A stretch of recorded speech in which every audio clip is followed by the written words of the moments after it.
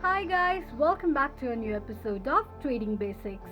Today in this video, I'm going to show you how you can change your language on Metatrader. Keep watching the video till the end.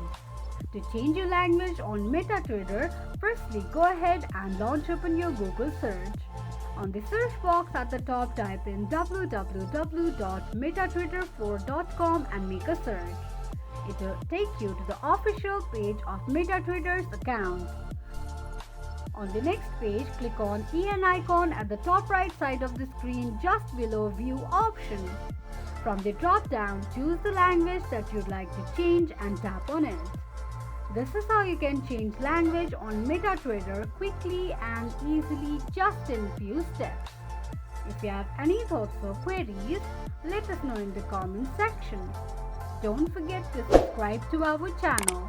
Also, press the notification bell icon so that YouTube will notify you whenever we post a new video. I hope this video was helpful to you. Thank you so much for watching.